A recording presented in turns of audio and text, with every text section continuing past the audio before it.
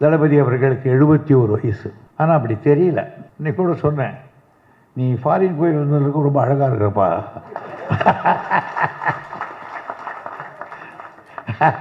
அப்படின்னேன். உள்ளபடியே நல்லா ஜீவன் இருக்காரு அப்படின்னேன். கண்ணு படம் சுற்றி போட சொல்லுங்கள் அப்படின்னு சொல்லிடுறேன். எல்லா பாழடிஞ்ச கோயில்கள் எல்லாம் கும்பாபிஷேகம். ஆனால் கும்பாபிஷேகம் நீங்கள் நிறையா நடத்துகிறீங்க, மகிழ்ச்சி. ஆனால் எங்கள் பர்சு பூரா காலி ஆகி போச்சு. ஆமாம், இன்றைக்கி கூட என்ன கும்பாபிஷேகம். நான் என்ன பண்ணேன், கொஞ்சம் கொடுத்துட்டு ஜெகத் இருக்கார் போங்க, அவர் நல்லா கொடுப்பாரு. ஏன்னா இவருக்கு தொகுதியிலேயே இவர் அந்த அரக்கோணம் பார்லிமெண்ட்டில் இவர் கோயில் கொடுக்காத கோயில் படமே கிடையாது. எல்லா கோயிலுக்கும் அது கும்பாபிஷேகமாக என்ன அபிஷேகம் வந்துடுவார். காலையில் பார்த்தீங்கன்னா எங்கள் வீட்டாண்ட வரிசையாக உட்காந்துருப்பேன். நீ அந்த ஊர் நீ அந்த ஊருன்னு கேட்டு கேட்டு கொடுத்துட்ருப்பார். இப்போ எல்லா ஊர்லேயும் என்ன பண்ணுவான், பார்லிமெண்ட்டில் நிற்கிறதுக்கு இந்த ஆளு வரவே இல்லை சார், எம்பி வரவே இல்லை சார், இதுதான் குறை சொல்லுவான். இவர் நேரத்துக்கு தொகுதிக்கு போகிறாரு. அந்த தொகுதி மக்கள் சொல்கிறான், தெய்வமே எங்களை விட்டு போயிடாத.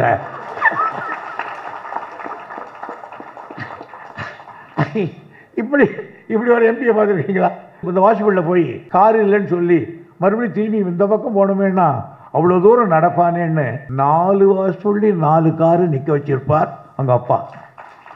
அப்படி வளர்ந்தவர் நேரு. அவ்வளவு செல்வாக்கோட அப்பேற்பட்ட வளர்ந்தவர். ஆனால் இந்த சொத்து சுகம் அத்தனையும் இழந்துட்டு காந்தி சொன்னார் என்பதற்காக இந்த நாட்டுக்காக 16 வருடங்கள் சிறைச்சாலையில் இருந்தார். 16 வருடங்கள். நம்மாலே வந்து 15 நாள் போட்டான்னா கூட நான் எழுதி கொடுத்துட்டு போகிறேங்க, பெயிலுக்கு போகிறேன், நான் பெயிலுக்கு போகிறேங்க, கொண்டாட்டி தனியாக விட்டு வந்துட்டுக்கிறோங்க உள்ள போச்சு.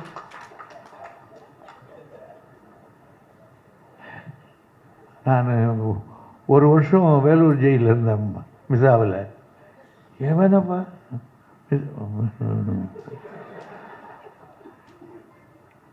அம்பில் தர்மன் சொல்கிறாரு, எவனாவது பெயிலில் போகிறான்னா நம்ம செலவழி அவனை எடுத்து விட்டுணுவார். ஏன்னா ஊரில் இருக்கிறவனெல்லாம் கெடுத்துருவான் அவன். அது அந்த மாதிரி சில பேர் எங்களுக்கு வேலூர் ஜெயிலில் இருக்கும்போது பெயில் எது போகிறதுலாம் என்னன்னு தெரியாது. மாண்புமிகு பிரதமர் சொல்கிறார், திமுகவே இருக்காது.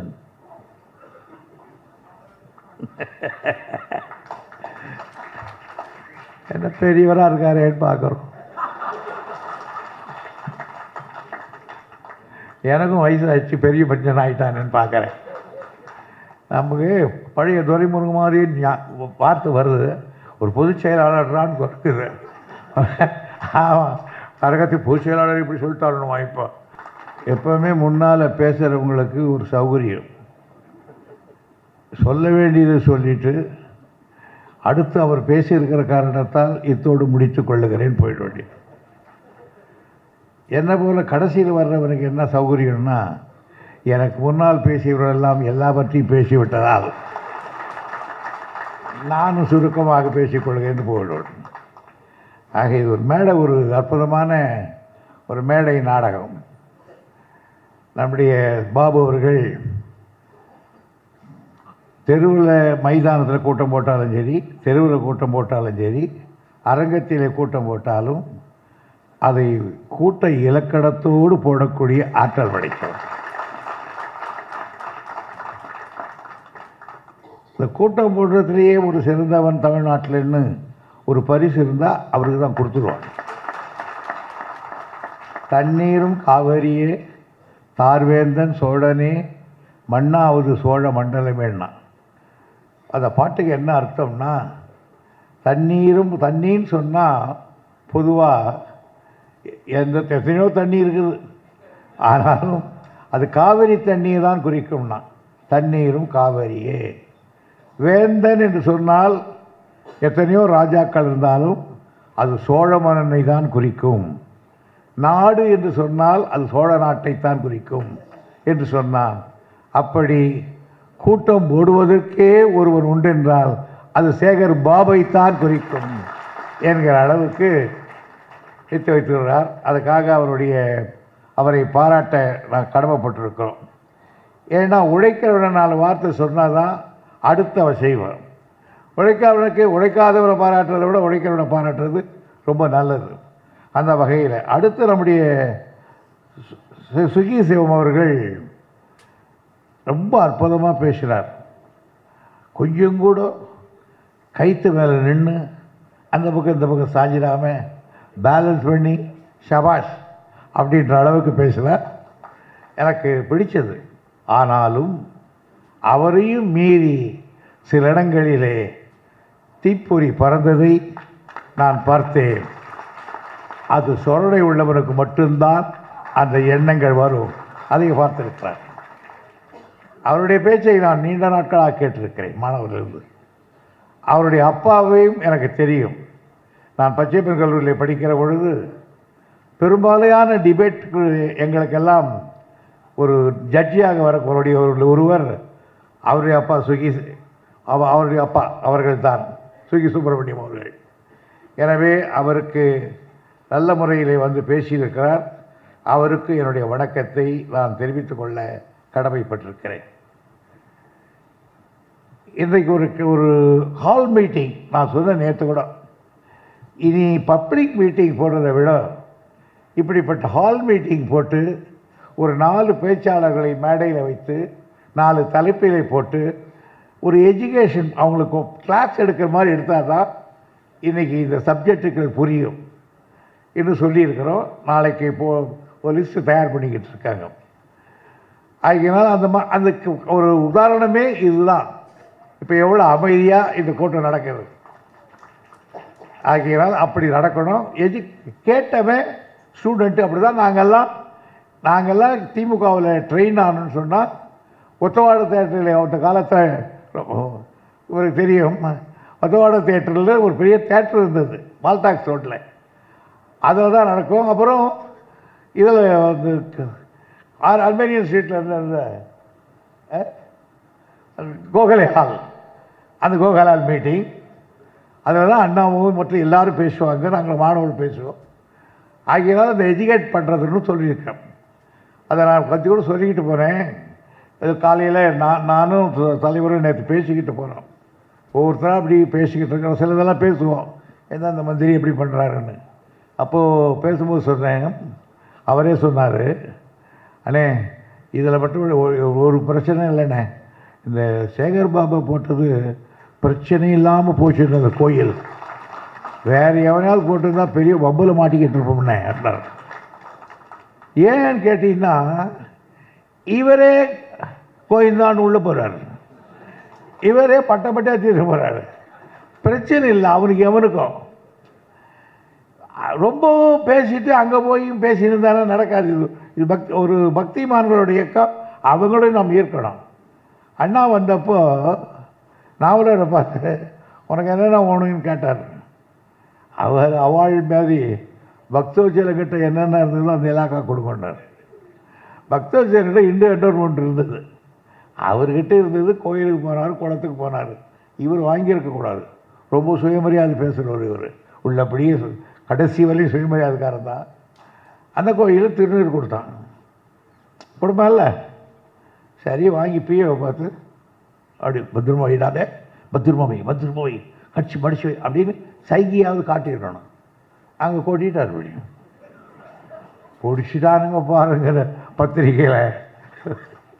அண்ணா சொன்ன இவனுக்கு வாங்கினா வாங்கிட்டு போய் ரொம்ப விற்று கொண்டாந்துட்டான் நல்லா. அப்புறம் தான் வேறு யாருக்கு மாற்றி கொடுத்தாங்க.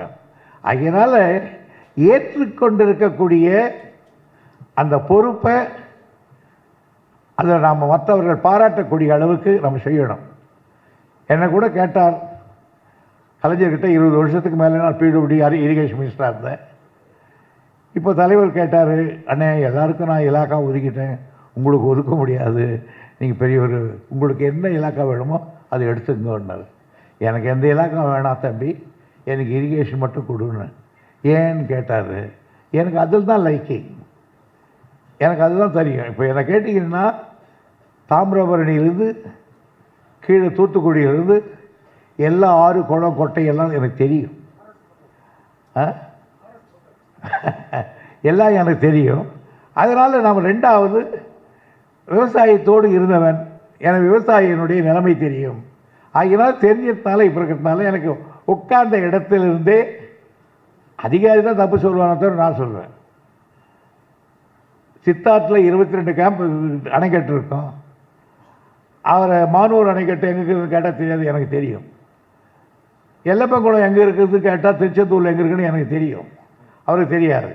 ஆகையினால தெரிஞ்சவங்க தெரிஞ்சுதான் வாங்கணும். அதுதான் பாபு அவர்கள் எவை இதை இதனால் இவன் கண் முடிக்கும் என்று ஆய்ந்து அதனை அவன் கண் விடல்னா வள்ளுவர்.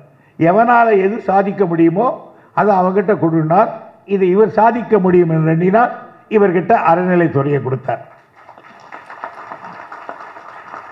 இப்போ ரொம்ப எல்லா பாழடிஞ்ச கோயில்கள் எல்லாம் கும்பாபிஷேகம். ஆனால் கும்பாபிஷேகம் நீங்கள் நிறையா நடத்துகிறீங்க, மகிழ்ச்சி. ஆனால் எங்கள் பர்சு பூரா காலி ஆகி போச்சு. ஆமாம், இன்றைக்கி கூட என்ன கும்பாபிஷேகம். நான் என்ன பண்ணேன், கொஞ்சம் கொடுத்துட்டு ஜெகத் இருக்கார் போங்க, அவர் நல்லா கொடுப்பாரு. எனக்கு இவருக்கு தொகுதியிலேயே இவர் அந்த அரக்கோணம் பார்லிமெண்ட்டில் இவர் கோயில் கொடுக்காத கோயில் படமே கிடையாது. எல்லா கோயிலுக்கும் அது கும்பாபிஷேகமாக என்ன அபிஷேகம் வந்துடுவார். காலையில் பார்த்தீங்கன்னா எங்கள் கூட்டாண்ட வரிசையாக உட்காந்துருப்பார். நீ அந்த ஊர் நீ அந்த ஊருன்னு கேட்டு கேட்டு கொடுத்துட்ருப்பார். இப்போ எல்லா ஊர்லேயும் என்ன பண்ணுவோம், பார்லிமெண்ட்டில் நிற்கிறதுக்கு இந்த ஆளு வரவே இல்லை சார், எம்பி வரவே இல்லை சார், இதுதான் குறை சொல்லுவான். இவர் நேரத்துக்கு தொகுதிக்கு போகிறாரு. அந்த தொகுதி மக்கள் சொல்கிறான், தெய்வமே எங்களை விட்டு போயிடாத.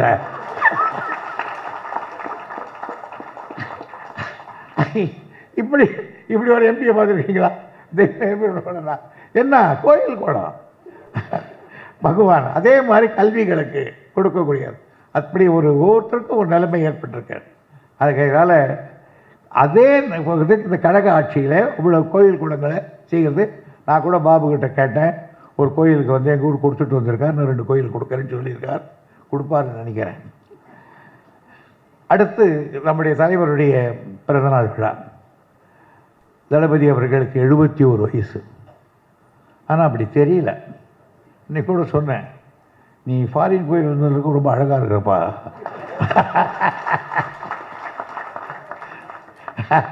அப்படின்னு. உள்ளபடியே நல்லா ஜீவன் இருக்காரு அப்படின்னு. கண்ணு படம் சுற்றி போட சொல்லுங்கள் அப்படின்னு சொல்லிடுறேன். அதனால் அவருக்கு 71. இந்த 70 வயதில் அவர் 50 வருடங்கள் அரசியலில் இருக்கிறார் குறைந்தது. இந்த 50 வருடமும் போராட்டமாகவே இருந்த ஒரு வாழ்க்கை. இப்பொழுது தான் ஒரு பொறுப்பில் வந்து அமர்ந்து நாட்டை ஆளுகிற தகுதியிலே அமர்ந்திருக்கிறார். ஆகையினால் எல்லோரும் வாழ்க்கையில் இவர் செய்த வேலை என்ன, ஃபர்ஸ்ட் ஆஃப் ஆல் எனக்கு என்னன்னு கேட்டால், இந்தியாவில் பார்த்தால் சரித்திரத்தை படிச்சிங்கன்னா மௌரியர் ஆட்சி, குப்தர்கள் ஆட்சி, யூனர்கள் ஆட்சி, சுல்தான்கள் ஆட்சி, பிறகு பாரங்கள் இருந்தால் சாலிவாகனர் ஆட்சி, விஜயநகர ஆட்சி என்று ஒரு ஆட்சியை சொல்லுவார்கள். ஆனால் தமிழ்நாட்டுக்கு வந்தால் அப்படி சொல்ல முடியாது. சோழன் ஆட்சி, பல்லவர் ஆட்சி அப்படின்னு பிரித்து தான் சொல்ல முடியும். ஒரு சமுதாயம், ஒரு இனத்தினுடைய ஆட்சியை குறிக்க முடியாது. அதை முதலாக இந்த இயக்கம் ஆரம்பத்தில் இருந்து இதற்கு ஒரு பேர் வைக்க வேண்டுமென்றால் அதை வைத்தது இது திராவிட மாடல் ஆட்சி என்று பிரகடனப்படுத்தியவர் தளபதி. ஆக இனிமே வரலாற்றில் எழுதுகிறவன் மௌரிய ஆட்சி அந்த ஆட்சி என்று எழுதுவதை போல தென்னகத்திலே திராவிட மாடல் ஆட்சி என்று தான் எழுதுவார். ஆக இந்த ஆட்சிகளுக்கெல்லாம் ஒரு பெயரை உருவாக்கிய பெருமை தளபதியை போய் சேரும். அது ஒன்று.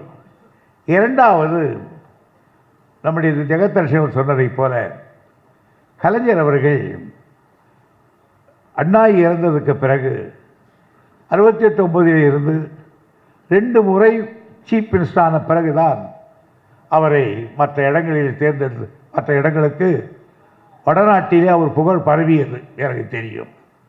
ஆனால் இவர் சீஃப் மினிஸ்டர் ஆகி டெல்லிக்கு போவதற்கு முன்னாலேயே தமிழ்நாட்டு முதல்வர் தளபதி என்பதை, ஸ்டாலின் என்பதை அங்கே ஏற்றுக்கொண்டார்கள்.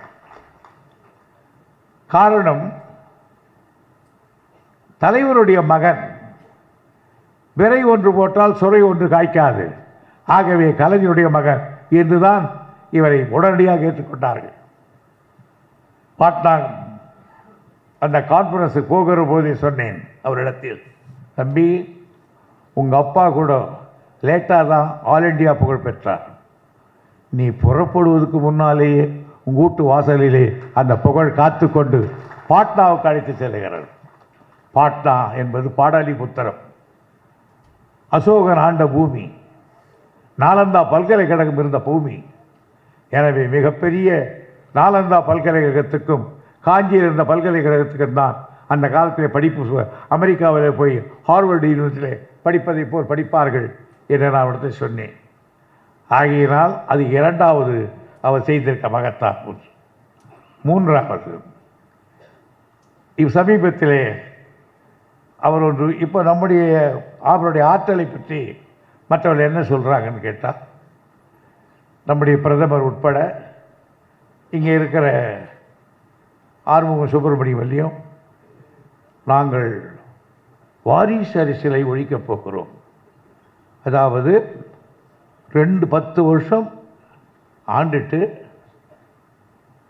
ஒரு பெரிய மாநில மத்தியில் இருந்துட்டு அவங்க சொல்கிற பிரகடனம் வாரிசு அரசியலை ஒழிக்கப் போகிறோம். ஏன்னா போன முறை அந்த பேங்கில் பணம் கொண்டாடுறேன், இந்த பேங்கில் கொண்டாடுறேன்னு சொல்லியாச்சு. அவன் அதெல்லாம் கேட்டுக்கிறான், எங்கள் 5 லட்சம் காணாமல் 5 லட்சம் வைக்கணும். அதுக்காக என்ன பண்ணுறான், நான் வாரிசு அரசியல். வாரிசு அரசியல்னா என்ன? ஒருத்தர் கல்யாணம் ஆகுது,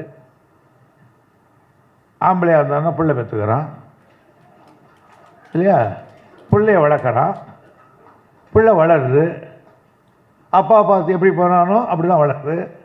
இப்போ நான் திமுக, என் மகன் திமுக வாரிசு. இப்போ நான் எம்எல்ஏவாக இருக்கேன் 50 வருஷமா 53 வருஷமா. அவன் இப்போ தான் ஒரு தரம் வந்தான். நான் என்ன பண்ணேன்னா, என்னை 13 தரத்தில் 12 தரம் தேர்ந்தெடுத்தாங்கன்னா நான் அந்த தொகுதிக்கு பண்ணேன். அதனால் என்னை தேர்ந்தெடுத்தாங்க. ஒரே தொகுதியில் இந்தியாவில் கிட்டத்தட்ட 13 தரம் நின்று வெற்றி பெற்றவன் ஒருத்தன் தான். வாஜ்பாய் நம்ம மோடியே சொன்னார் 13 டைம்ஸ் அப்பா அப்படின்னு போயிட்டார். அதனால் அது ஒன்றும் தப்பு இல்லை. அது என்ன தப்பு? சில பேர் கல்யாணம் பண்ணுறதுனால பிள்ளை பிறக்குது, வாரிசு வர்றான். சில பேருக்கு கல்யாணம் பண்ணுறதில்லை, அவனுக்கு வாரிசு இருக்காது. சில பேர் பண்ணி விட்டுருவான், அவனுக்கு வாரிசு இருக்காது. ஆனால் வாரிசுக்கு சும்மா வரல. இப்போ நேரு குடும்பம், அவங்க 2 குடும்பத்துக்கு தான் கண்ணு வைக்கிறாங்க. ஒன்று நேரு, அடுத்து நம்ம குடும்பம் கலைஞர் குடும்பம். நேரு குடும்பத்தை வாரிசை சொல்கிறீங்களே, அது என்ன சும்மா பெற்று வளர்த்து போனஸில் வந்தவங்களா? காஷ்மீரில் இருந்து வந்தவங்க. ஆற்றங்கரையில் மிகப்பெரிய மாளிகை கட்டினார், ஆனந்த பவன் பேர், பெரிய மாளிகை. அந்த மாளிகையை பார்த்தவர்களுக்கு தெரியும். அதை அப்படியே தூக்கி காங்கிரஸுக்கு கொடுத்தார். இந்த நாட்டில் ஒரு ஜான் கொடுக்க மாட்டேன்றான். அவருடைய வீட்டில் எல்லாரும் வெள்ளைக்காரன் தான் வேலைக்காரன். தொடப்படுத்து பெருகிறது கூட வெள்ளைக்காரி, நேரு தாலாட்டினவ வெள்ளைக்காரி, குளிப்பாட்டுறது வெள்ளைக்காரி, நேருக்கு டீச்சர் வெள்ளைக்காரி, குதிரையாரு கற்றுக் கொடுத்த வெள்ளைக்காரன். அந்த அளவுக்கு வளர்ந்து அவ்வளோ பெரிய பணக்கார மோதிலால் நேரு லண்டனுக்கு அனுப்பிச்சார். லண்டனில் ஆக்ஸ்போர்டில் படித்தார், ஹார்வர்டில் படித்தார். அதுக்கு 4 சைட்லேயும் இப்படி வழி இருக்கும். பிள்ளை இந்த திக்கில் போய் இந்த வாசிப்பில் போய் கார் இல்லைன்னு சொல்லி மறுபடியும் திரும்பி இந்த பக்கம் போகணுமேனா அவ்வளோ தூரம் நடப்பானேன்னு 4 வாசப்பள்ளி 4 காரு நிற்க வச்சிருப்பார் அவங்க அப்பா. அப்படி வளர்ந்தவர் நேரு. அவ்வளவு செல்வாக்கோட அப்பேற்பட்டு வளர்ந்தவர். அவர் பாரிஸ்டர் ஆகி வக்கீலாகி வந்து வக்கீல் பணிகளை பண்ணக்கூடியவர். ஆனால் இந்த சொத்து சுகம் அத்தனையும் இழந்துட்டு காந்தி சொன்னார் என்பதற்காக இந்த நாட்டுக்காக 16 வருடங்கள் சிறைச்சாலையில் இருந்தார். 16 வருடங்கள். நம்மாலே வந்து 15 நாள் போட்டான்னா கூட நான் எழுதி கொடுத்துட்டு போகிறேங்க, பெயிலுக்கு போகிறேன், நான் பெயிலுக்கு போகிறேங்க, கொண்டாட்டி தனியாக விட்டு வந்துட்டுக்கிறோங்க, உள்ள போச்சு.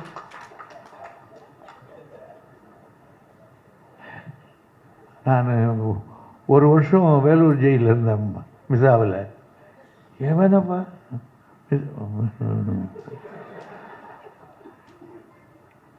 அம்பில் தர்மன் சொல்கிறாரு, எவனாவது பெயிலில் போகிறான்னா நம்ம செலவழி அவனை எடுத்து விட்டுன்னு. ஏன்னா ஊரில் இருக்கிறவனெல்லாம் கெடுத்துருவான் அவன். அந்த மாதிரி சில பேர் எங்களுக்கு வேலூர் ஜெயிலில் இருக்கும்போது பெயில் எழுத போகிறதுலாம் என்னன்னு தெரியாது. அழகிய நம்பின்னு ஒருத்தர் திருநெல்வேலிருந்து இங்கே மாற்றினாங்க. அவருக்கு வேலையை பெட்டிஷன் எழுதுகிற வேலை தான். அந்த மாதிரி எழுதிட்டார். அது மாதிரி பெயிலில் போயிட்டான். ஆனால் 16 வருடங்கள் மிகப்பெரிய செல்வ சீமானாக இருந்தவர். அந்த அதுவும் இப்போ ஜெயிலில் ஃபேன் இருக்கு, இப்போ ஜெயிலில் ஃப்ளஷ் அவுட் இருக்கு, இப்போ ஜெயிலில் வாக்கிங் போகிறதுக்கு இருக்கு. ஆனால் தரையில் படுக்க பாய் விரிச்சால் அது கம்பளத்தை போட்டு படுத்துக்கிட்டு தலையணை கூட இல்லாமல் கட்டையை தூக்கி வைத்து கொண்டு அந்த கோட்டீஸ்வர கோமகன் அந்த நேரு பிரான் 16 வருடங்கள் படித்தார். பிறந்த நாளுக்கு வந்து இந்திரா காந்தி எட்டி பார்த்தது, முத்தம் கொடுக்க வாங்கி கொண்டு போனார். அந்த குழந்தைக்கு கூட முத்தம் கொடுக்கவில்லை. அது எழுதுவார், என் வாழ்நாளில் இன்றைக்கு ஒரு நாள் தான் நான் வருத்தப்பட்டேன், என் மகளுக்கு தீண்டக்கூட முடியவில்லையே என்று. அந்த தியாகத்தை புரிந்துவிட்டு வந்தவன் இந்த நாட்டுக்கு பிரதமராக தேர்ந்தெடுக்கப்பட்டார். அது வாரிசா? தியாகத்தால் பெற்றது அது. சரி, அவர் பண்ணார். அவருடைய மகள் இந்திரா காந்தி வந்தது. அதுவும் இளம் வயதிலே இளைஞர் சேனை போல் ஒரு போராட்டம் நடத்தியது. அப்பாவை பிரிந்துவிட்டு 16 வருடங்கள் எங்கெங்கேயோ வடநாட்டில் போய் படித்தது. நம்ம வீட்டில் குழந்தை 2 பார்க்கலன்னா, நமக்கு 2 நாளைக்கு பார்க்கலன்னா குழந்தை நான் பக்கம் நான் ஓடி வரோம். வீட்டுக்கு வந்தால் ஓடி இங்கே எகிரி பிடிச்சிக்கிறது குழந்தை. 16 வருஷம் அந்த குழந்தை அவங்க அப்பாவை தீண்டாமல் இருந்தது. அவங்க அம்மாவுக்கு வியாதி, அது பார்க்க முடியல. ஒரு அனாதை குழந்தை போல அவ்வளோ பெரிய செல்வ சீமான் குழந்தை அலைந்தது. அது பிரதமர் ஆட்சி நாட்டுக்கு. அந்த அம்மா அவருக்கு பாதுகாப்பு இருக்கிறவனே நேரடியாக சுட்டான். தன் உயிரை இந்த நாட்டுக்கு இழந்து மண்ணோடு மண்ணாக கீழே விழுந்ததே அது வாரிசு அரசலா? அவர் இன்னொரு மகன், அவள் பெத்த மகன் எழுந்து போகிற பொழுது விமானத்தில் விழுந்து செத்தார். அது வாரிசு அரசலா?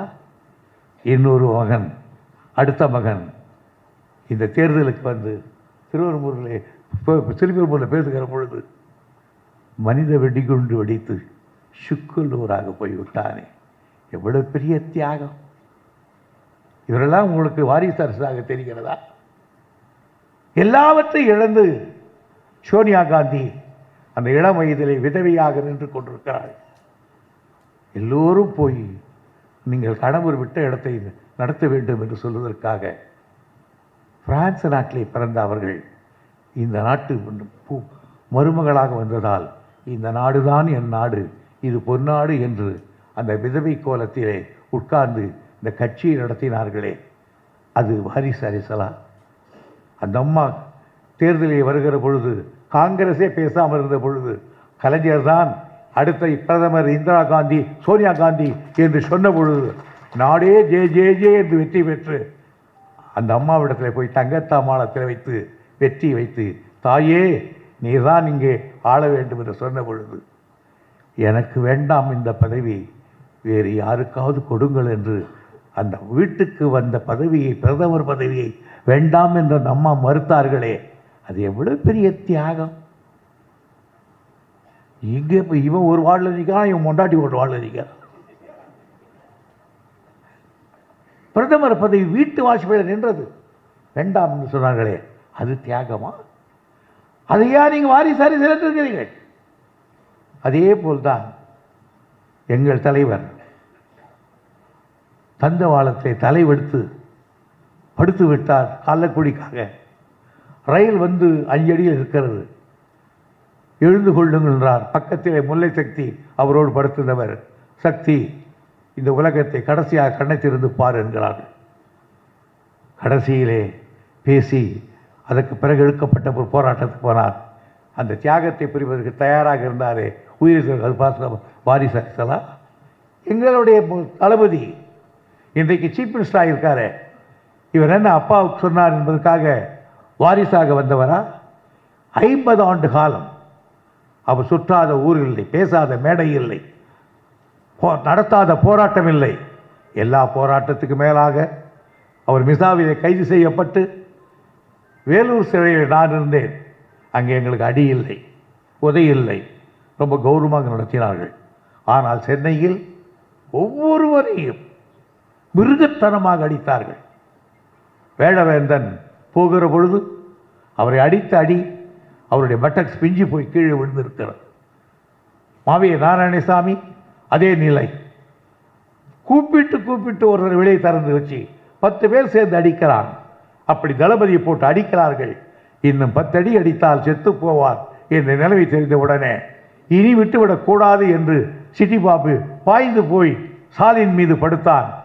அந்த அடி அவருக்கு விழுந்தது. சிட்டி பாபு செத்து போனான், தளபதி உயிர் படைத்தாரே. இது தியாகம் இல்லையா? இன்றைக்கு அவர் வரக்கூடாதா? என்னங்கப்பா நான் கேட்குறேன்ப்பா, அவர் மகன் இருக்கான் உதயா, நான் கூட கேட்டேன்.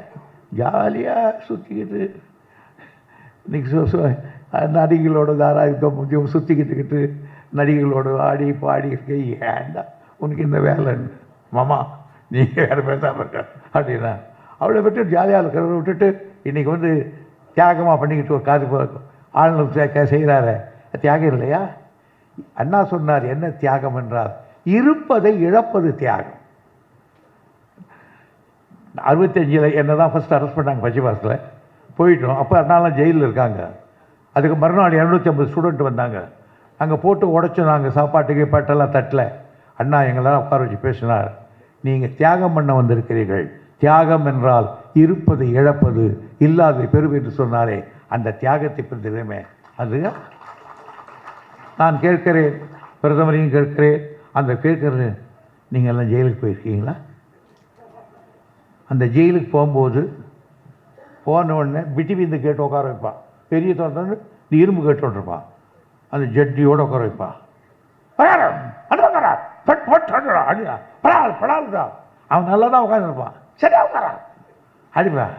நான் அந்த ஜெயில் பக்கத்து ரூம் அதில் உட்காந்து பார்த்துருப்பேன். மிதாவில் கேட்பான், உன் பேர் என்ன? சின்னசுவாமி. உன் பேர் முன்சுவாமி.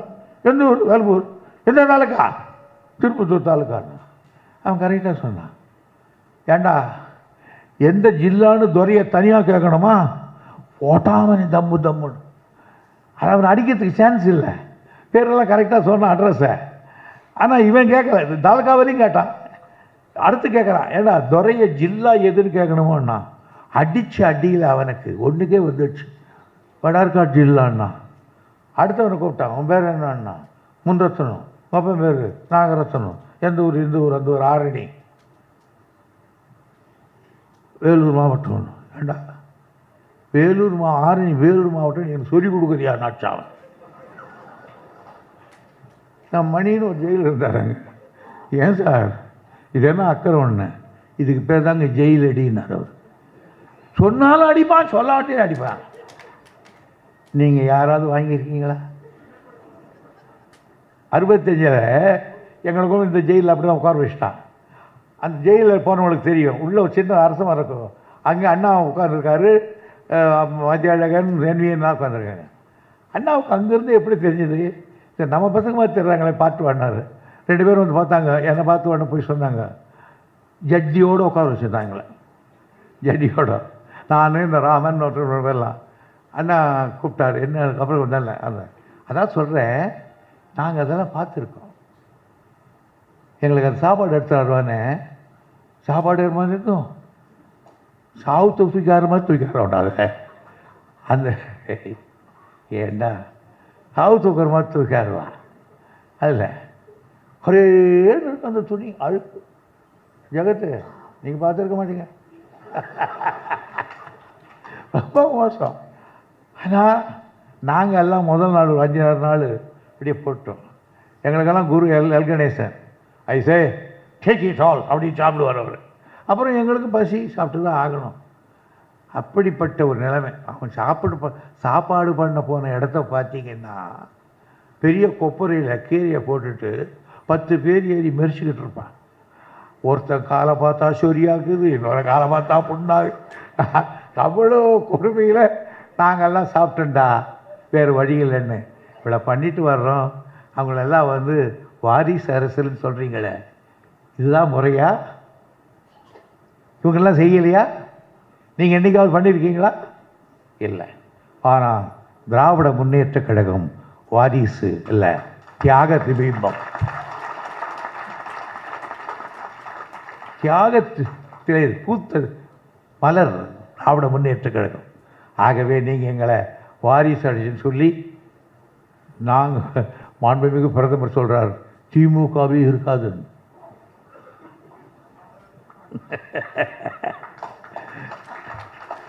என்ன பெரியவராக இருக்காரேன்னு பார்க்குறோம். எனக்கும் வயசு ஆச்சு, பெரிய பஞ்சன் ஆகிட்டானேன்னு பார்க்குறேன். நமக்கு பழைய துரைமுருகன் மாதிரி வார்த்தை வருது, ஒரு பொதுச் செயலாளர்றான்னு சொல்லுது. ஆமாம், கரகத்துக்கு பொதுச் செயலாளர் இப்படி சொல்லிட்டாருணுமா இப்போ. அதனால் அந்த காலத்தில் அடிக்கடிலாம் எப்படி இருக்குன்னு தெரியும். அதனால் நான் 60 வருஷமாக பேசியிருக்கோம். அதனால் சொல்கிறோம், தளபதி அவர்கள் ஒன்று வச்சுங்க. இங்கிலாந்து நாட்டில் பிட் அப்படின்னு ஒரு பிரதம மந்திரி இருந்தான். அவனுடைய மகன் பிட் தி யங்கர்னு வந்தான். அவனும் புகழ்பெற்று நின்னான். அதே போன்று ராஜராஜன் இருந்தான். அவனுடைய எல்லை இந்திய மண்வெளி தான் பரவிற்று. அவனுடைய மகன் ராஜராஜன் வியட்நாம் வரையிலே படையெடுத்து சென்று வெற்றி பெற்றான். நான் கம்போடியாவில் போய் பார்த்தேன் அவனுடைய சாம்ராஜ்யத்தினுடைய அடையாளங்களை.